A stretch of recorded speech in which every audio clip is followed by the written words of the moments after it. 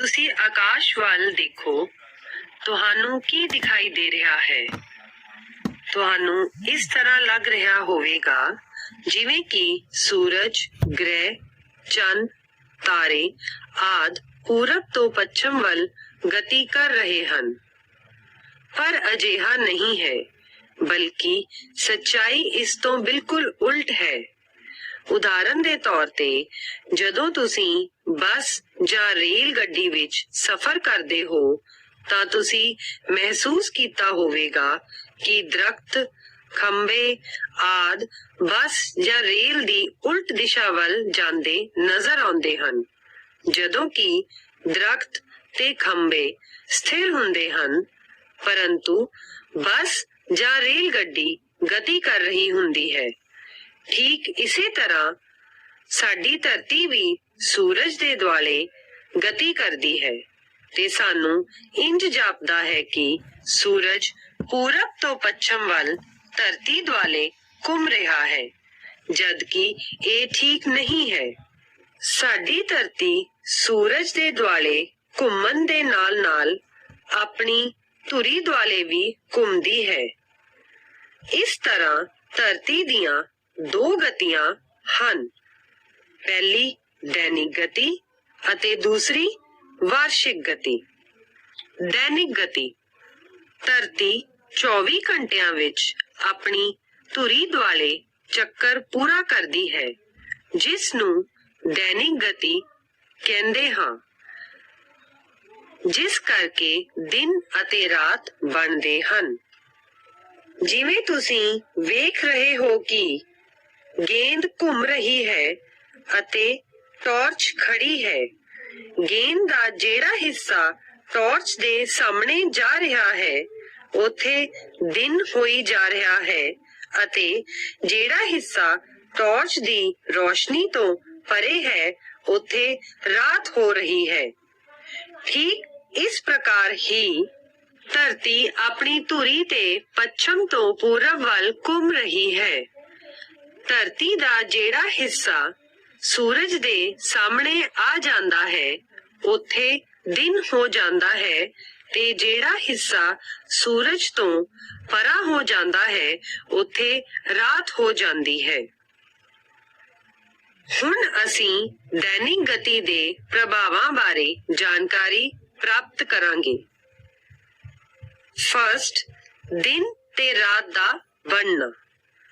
ਆਪਣੀ ਧੁਰੀ ਦੁਆਲੇ ਘੁੰਮਦੀ ਧਰਤੀ ਦਾ ਜਿਹੜਾ ਹਿੱਸਾ ਸੂਰਜ ਦੇ ਸਾਹਮਣੇ ਹੁੰਦਾ ਹੈ, ਉੱਥੇ ਦਿਨ ਅਤੇ ਜਿਹੜਾ ਹਿੱਸਾ ਪਿੱਛੇ ਹੁੰਦਾ ਹੈ, ਉੱਥੇ ਰਾਤ ਹੁੰਦੀ ਹੈ। ਸੈਕਿੰਡ, ਸੂਰਜ, ਚੰਨ ਤੇ ਤਾਰਿਆਂ ਦਾ ਪੂਰਬ ਤੋਂ ਪੱਛਮ ਵੱਲ ਚੱਲਦੇ ਦਿਖਾਈ ਦੇਣਾ। ਧਰਤੀ ਦੀ ਦੈਨਿਕ ਗਤੀ ਵਿੱਚ ਧਰਤੀ ਪੱਛਮ ਤੋਂ ਪੂਰਬ ਵੱਲ ਘੁੰਮਦੀ ਹੈ, ਜਿਸ ਕਰਕੇ ਸੂਰਜ, ਚੰਨ ਅਤੇ ਤਾਰੇ ਪੂਰਬ ਤੋਂ ਪੱਛਮ ਵੱਲ ਨੂੰ ਗਤੀ ਕਰਦੇ ਹੋਏ ਨਜ਼ਰ ਆਉਂਦੇ ਹਨ। ਨੰਬਰ 3, ਦਿਨ ਤੇ ਰਾਤ ਦੇ ਤਾਪਮਾਨ ਵਿੱਚ ਭਿੰਨਤਾ। ਸਵੇਰ ਦੇ ਸਮੇਂ ਸੂਰਜ ਦੀਆਂ ਕਿਰਨਾਂ ਧਰਤੀ ਦੇ ਜਿਹੜੇ ਭਾਗ ਤੇ ਤਿਰਛੀਆਂ ਪੈਂਦੀਆਂ ਹਨ, ਉੱਥੇ ਤਾਪਮਾਨ ਘੱਟ ਹੁੰਦਾ ਹੈ। ਜਿਉਂ-ਜਿਉਂ ਧਰਤੀ ਦਾ ਉਹ ਹਿੱਸਾ ਸੂਰਜ ਦੇ ਬਿਲਕੁਲ ਸਾਹਮਣੇ ਆਉਂਦਾ ਹੈ, ਤਾਂ ਸੂਰਜ ਦੀਆਂ ਕਿਰਨਾਂ ਉਸ ਥਾਂ ਤੇ ਬਿਲਕੁਲ ਸਿੱਧੀਆਂ ਪੈਂਦੀਆਂ ਹਨ ਅਤੇ ਉੱਥੇ ਤਾਪਮਾਨ ਵੱਧ ਹੁੰਦਾ ਹੈ। ਇਸ ਪ੍ਰਕਾਰ ਉਹੀ ਹਿੱਸਾ ਜਦੋਂ ਸੂਰਜ ਤੋਂ ਪਰੇ ਹੋਣ ਲੱਗਦਾ ਹੈ, ਤਾਂ ਸੂਰਜ ਦੀਆਂ ਕਿਰਨਾਂ ਫਿਰ ਤਿਰਛੀਆਂ ਪੈਂਦੀਆਂ ਹਨ ਤੇ ਤਾਪਮਾਨ ਉਸ ਥਾਂ ਤੇ ਘੱਟ ਹੁੰਦਾ ਹੈ ਤੇ ਸ਼ਾਮ ਹੋ ਜਾਂਦੀ ਹੈ। ਫਿਰ ਉਹੀ ਹਿੱਸਾ ਸੂਰਜ ਦੇ ਬਿਲਕੁਲ ਵਿਪਰੀਤ ਜਾਂ ਉਲਟ ਦਿਸ਼ਾ ਵਿੱਚ ਚਲਾ ਜਾਂਦਾ ਹੈ, ਤਾਂ ਸੂਰਜ ਦੀਆਂ ਕਿਰਨਾਂ ਉਸ ਥਾਂ ਤੇ ਨਹੀਂ ਪਹੁੰਚਦੀਆਂ। ਤਾਪਮਾਨ ਘਟ ਜਾਂਦਾ ਹੈ ਤੇ ਉਸ ਸਮੇਂ ਰਾਤ ਹੋ ਜਾਂਦੀ ਹੈ। ਹੁਣ ਅਸੀਂ ਧਰਤੀ ਦੀ ਵਾਰਸ਼ਿਕ ਗਤੀ ਬਾਰੇ ਜਾਣਕਾਰੀ ਪ੍ਰਾਪਤ ਕਰਾਂਗੇ। ਧਰਤੀ ਦੀ ਵਾਰਸ਼ਿਕ ਗਤੀ। ਬੱਚਿਓ, ਧਰਤੀ ਆਪਣੀ ਧੁਰੀ ਦੇ ਦੁਆਲੇ ਘੁੰਮਣ ਦੇ ਨਾਲ-ਨਾਲ ਸੂਰਜ ਦੇ ਦੁਆਲੇ ਵੀ ਘੁੰਮਦੀ ਹੈ ਅਤੇ ਧਰਤੀ ਸੂਰਜ ਦੇ ਦੁਆਲੇ ਇਹ ਚੱਕਰ 365 ਦਿਨ ਅਤੇ 6 ਘੰਟਿਆਂ ਵਿੱਚ ਪੂਰਾ ਕਰਦੀ ਹੈ। ਇਸ ਨੂੰ ਧਰਤੀ ਦੀ ਵਾਰਸ਼ਿਕ ਗਤੀ ਕਿਹਾ ਜਾਂਦਾ ਹੈ। ਪਰੰਤੂ ਇੱਕ ਸਾਲ ਵਿੱਚ 365 ਦਿਨ ਹੁੰਦੇ ਹਨ ਅਤੇ ਇਹ ਜਿਹੜੇ 6 ਘੰਟੇ ਬਚਦੇ ਹਨ, ਹਰ ਚੌਥੇ ਸਾਲ ਇਹਨਾਂ 6 ਘੰਟਿਆਂ ਦਾ ਜੋੜ ਕਰਕੇ ਇੱਕ ਦਿਨ ਵਧਾ ਦਿੱਤਾ ਜਾਂਦਾ ਹੈ, ਜਿਸ ਨੂੰ ਲੀਪ ਈਅਰ ਜਾਂ ਲਾਉਣ ਦਾ ਸਾਲ ਵੀ ਕਿਹਾ ਜਾਂਦਾ ਹੈ। ਇਹ ਇੱਕ ਵਾਧੂ ਦਿਨ ਹਰ ਚੌਥੇ ਸਾਲ ਬਾਅਦ ਫਰਵਰੀ ਦੇ ਮਹੀਨੇ ਵਿੱਚ ਸ਼ਾਮਿਲ ਕੀਤਾ ਜਾਂਦਾ ਹੈ।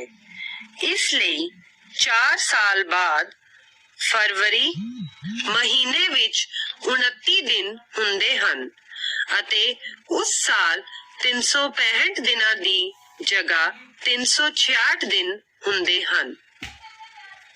ਉਦਾਹਰਨ ਦੇ ਤੌਰ ਤੇ 2008, 2012, 2016 ਸੀ ਅਤੇ ਹੁਣ 2020 ਨੂੰ ਲੌਂਦ ਜਾਂ ਲੀਪ ਦਾ ਸਾਲ ਕਿਹਾ ਜਾਵੇਗਾ।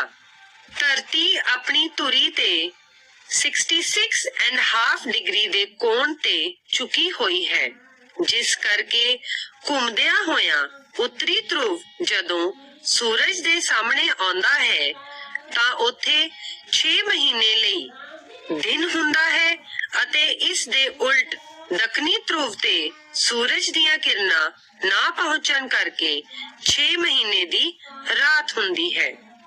ਠੀਕ ਇਸ ਤਰ੍ਹਾਂ ਜਦੋਂ ਧਰਤੀ ਦੇ ਸੂਰਜ ਦੁਆਲੇ ਘੁੰਮਦਿਆਂ ਹੋਇਆਂ ਦੱਖਣੀ ਧਰੁਵ ਸਾਹਮਣੇ ਆਉਂਦਾ ਹੈ ਤਾਂ ਉੱਥੇ 6 ਮਹੀਨੇ ਲਈ ਦਿਨ ਹੋ ਜਾਂਦਾ ਹੈ ਅਤੇ ਉੱਤਰੀ ਧਰੁਵ ਤੇ 6 ਮਹੀਨਿਆਂ ਲਈ ਰਾਤ ਹੋ ਜਾਂਦੀ ਹੈ। ਵਾਰਸ਼ਿਕ ਗਤੀ ਦੇ ਪ੍ਰਭਾਵ। ਫਸਟ, ਰੁੱਤ ਪਰਿਵਰਤਨ। ਧਰਤੀ ਦੀ ਵਾਰਸ਼ਿਕ ਗਤੀ ਕਰਕੇ ਅਤੇ ਇਸ ਦੇ ਆਪਣੀ ਧੁਰੀ 66.5 ਡਿਗਰੀ ਦੇ ਕੋਣ ਤੇ ਝੁਕੇ ਹੋਣ ਕਰਕੇ ਧਰਤੀ ਦੇ ਅਲੱਗ-ਅਲੱਗ ਰੁੱਤਾਂ ਬਣਦੀਆਂ ਹਨ। 21 ਜੂਨ ਦੀ ਸਥਿਤੀ। 21 ਜੂਨ ਨੂੰ ਸੂਰਜ ਦੀਆਂ ਕਿਰਨਾਂ ਕਰਕ ਰੇਖਾ 23.5 ਡਿਗਰੀ ਉੱਤਰ ਤੇ ਸਿੱਧੀਆਂ ਪੈਂਦੀਆਂ ਹਨ, ਜਿਸ ਕਰਕੇ ਉੱਤਰੀ ਅਰਧ-ਗੋਲੇ ਵਿੱਚ ਗਰਮੀ ਦਾ ਮੌਸਮ ਹੁੰਦਾ ਹੈ। ਇਸ ਸਥਿਤੀ ਨੂੰ ਉਸ਼ਣ ਅਯਨਾਂਤ ਕਿਹਾ ਜਾਂਦਾ ਹੈ। ਉੱਤਰੀ ਧਰੁਵ ਸੂਰਜ ਵੱਲ ਝੁਕਿਆ ਹੋਇਆ ਹੁੰਦਾ ਹੈ, ਇਸ ਕਰਕੇ ਉੱਤਰੀ ਧਰੁਵ ਤੇ ਲਗਾਤਾਰ ਦਿਨ ਹੁੰਦਾ ਹੈ। ਦੱਖਣੀ ਧਰੁਵ ਸੂਰਜ ਤੋਂ ਪਰਾਂ ਹੁੰਦਾ ਹੈ ਅਤੇ ਇੱਥੇ ਲਗਾਤਾਰ ਰਾਤ ਰਹਿੰਦੀ ਹੈ। 22 ਦਸੰਬਰ ਦੀ ਸਥਿਤੀ। ਇਸ ਸਥਿਤੀ ਸਮੇਂ ਸੂਰਜ ਦੀਆਂ ਕਿਰਨਾਂ 23.5 ਡਿਗਰੀ ਦੱਖਣ ਮਕਰ ਰੇਖਾ ਤੇ ਸਿੱਧੀਆਂ ਪੈਂਦੀਆਂ ਹਨ, ਜਿਸ ਕਰਕੇ ਦੱਖਣੀ ਅਰਧ-ਗੋਲੇ ਵਿੱਚ ਗਰਮੀ ਦਾ ਮੌਸਮ ਅਤੇ ਉੱਤਰੀ ਅਰਧ-ਗੋਲੇ ਵਿੱਚ ਸਰਦੀ ਦਾ ਮੌਸਮ ਹੁੰਦਾ ਹੈ। ਦੱਖਣੀ ਧਰੁਵ ਸੂਰਜ ਵੱਲ ਝੁਕਿਆ ਹੋਣ ਕਰਕੇ ਇੱਥੇ ਲਗਾਤਾਰ ਦਿਨ ਹੁੰਦਾ ਹੈ ਅਤੇ ਉੱਤਰੀ ਧਰੁਵ ਸੂਰਜ ਤੋਂ ਪਰਾਂ ਹੋਣ ਕਰਕੇ ਇੱਥੇ ਲਗਾਤਾਰ ਰਾਤ ਰਹਿੰਦੀ ਹੈ। ਇਸ ਸਥਿਤੀ ਨੂੰ ਸ਼ੀਤ ਅਯਨਾਂਤ ਆਖਦੇ ਹਨ। 21 ਮਾਰਚ ਅਤੇ 23 ਸਤੰਬਰ ਦੀ ਸਥਿਤੀ। 21 ਮਾਰਚ ਨੂੰ ਸੂਰਜ ਦੀਆਂ ਕਿਰਨਾਂ ਭੂਮੱਧ ਰੇਖਾ ਤੇ ਸਿੱਧੀਆਂ ਪੈਂਦੀਆਂ ਹਨ। ਉੱਤਰੀ ਅਰਧ-ਗੋਲੇ ਵਿੱਚ ਬਸੰਤ ਦਾ ਮੌਸਮ ਹੁੰਦਾ ਹੈ। ਇਸ ਸਥਿਤੀ ਨੂੰ ਬਸੰਤ ਵਿਸੂਵੀ ਆਖਦੇ ਹਨ। ਇਸ ਸਥਿਤੀ ਵਿੱਚ ਪੂਰੀ ਧਰਤੀ ਤੇ 12 ਘੰਟੇ ਦਾ ਦਿਨ ਅਤੇ 12 ਘੰਟੇ ਦੀ ਰਾਤ ਹੁੰਦੀ ਹੈ। 23 ਸਤੰਬਰ ਨੂੰ ਸੂਰਜ ਦੀਆਂ ਕਿਰਨਾਂ ਇੱਕ ਵਾਰ ਫੇਰ ਭੂਮੱਧ ਰੇਖਾ ਤੇ ਸਿੱਧੀਆਂ ਪੈਂਦੀਆਂ ਹਨ। ਇਸ ਸਥਿਤੀ ਵਿੱਚ ਦੱਖਣੀ ਅਰਧ-ਗੋਲੇ ਵਿੱਚ ਬਸੰਤ ਦਾ ਮੌਸਮ ਹੁੰਦਾ ਹੈ ਅਤੇ ਉੱਤਰੀ ਅਰਧ-ਗੋਲੇ ਵਿੱਚ ਪਤਝੜ ਦਾ ਮੌਸਮ ਹੁੰਦਾ ਹੈ। ਇਸ ਸਥਿਤੀ ਨੂੰ ਪਤਝੜ ਵਿਸੂਵੀ ਆਖਦੇ ਹਨ।